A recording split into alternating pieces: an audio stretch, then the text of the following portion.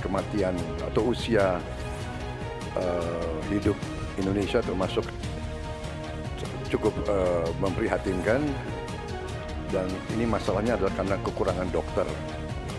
Apakah Bapak setuju dengan gagasan saya untuk secara besar-besaran mengirim 10.000 anak-anak kita ke luar negeri dengan beasiswa penuh untuk belajar kedokteran dan sains? Prinsip untuk meningkatkan kompetensi kami setuju, Pak. Dan di situ harus berbicara dengan siapa? Berbicara dengan stakeholder. Negara punya kewenangan, tapi sekali lagi pengetahuan dan situasi di lapangan kita harus berbicara dengan stakeholder. Kumpulkan datanya, lihat apa yang menjadi kebutuhan. Dan bila memang diharuskan untuk belajar ke luar negeri, maka go ahead. Tapinya memastikan sesuai dengan data yang ada, supaya hasilnya bisa langsung kita manfaatkan untuk Indonesia. Saya kira masalahnya adalah datanya sudah cukup jelas bahwa kita kekurangan 140.000 dokter. Juga mengundang profesor-profesor untuk mengajar di kita. Kita banyak memberikan perhatian pada aspek kuratifnya. Itu memang betul.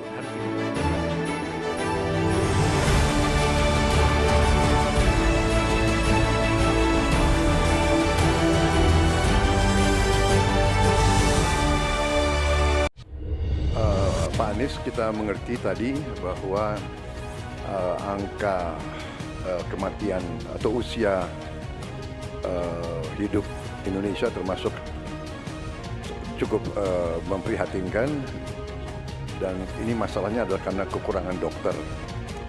Apakah Bapak setuju dengan gagasan saya untuk secara besar-besaran mengirim 10.000 anak-anak kita ke luar negeri dengan beasiswa penuh untuk belajar kedokteran dan sains, teknologi, dan engineering mathematics sebagai langkah darurat untuk mengatasi kesulitan ini dalam waktu yang sesingkat-singkatnya.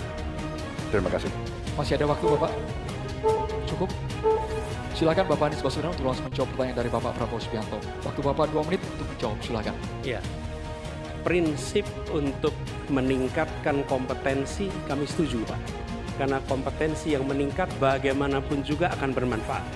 Nah, isunya adalah kita harus melihat apa yang menjadi urgen hari ini. Dan di situ harus berbicara dengan siapa? Berbicara dengan stakeholder. Negara punya kewenangan, tapi sekali lagi pengetahuan dan situasi di lapangan kita harus berbicara dengan stakeholder. Siapa itu?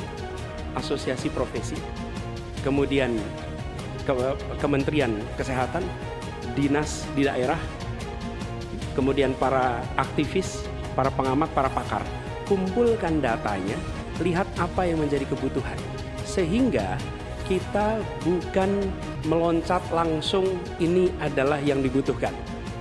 Kenapa? Karena seringkali yang kita anggap sebagai kebutuhan belum tentu di lapangan itu menjadi kebutuhan. Tapi prinsip pengembangan kompetensinya setuju, Pak. Dan bila memang diharuskan untuk belajar ke luar negeri, maka go ahead. Tapi bila dibalik, profesor yang dibawa ke sini, institusinya dibawa ke sini juga tidak masalah. Karena dengan begitu proses belajar itu akan terjadi.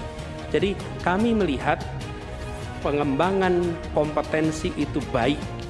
Jangan, tapinya memastikan sesuai dengan data yang ada, supaya apa yang kita investasikan bisa menjawab kebutuhan.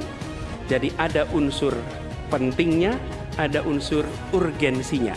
Kita kerjakan mana? Yang dapat dua-duanya, yang urgen dan yang penting, supaya hasilnya bisa langsung kita manfaatkan untuk Indonesia. Begitu jawabannya kira-kira, Bapak. Terima kasih. Masih ada kasih. waktu, Bapak? Cukup? Ini dimanfaatkan? Kami persilakan kepada Bapak Prabowo untuk langsung menanggapi jawaban dari Bapak Anies Baswedan. Waktu Bapak 1 menit. Baik, saya kira Pak Anies, saya kira masalahnya adalah datanya sudah cukup jelas bahwa kita kekurangan 140.000 dokter.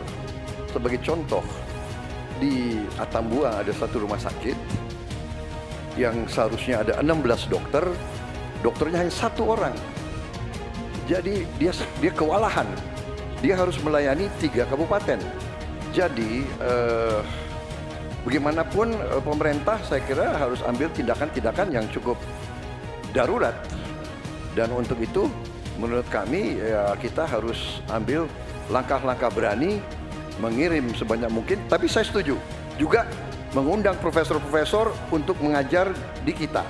Jadi saya usulkan bahwa dari 92 fakultas kedokteran kita tingkatkan menjadi 300 fakultas kedokteran. Jadi saya kira usul Pak Anies baik juga mengundang profesor Waktunya ke habis, Indonesia. Bapak. Terima kasih. Terima kasih, waktunya habis. Kami persilakan Bapak Anies Baswedan untuk menanggapi Ya. jawaban dari Bapak Prabowo. Waktu Tentu. Bapak 1 menit.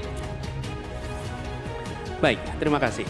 Jadi, tapi ini juga Pak Prabowo yang saya hormati, kita banyak memberikan perhatian pada aspek kuratifnya. Itu memang betul, harus dikerjakan. Tapi jangan lupa aspek preventifnya.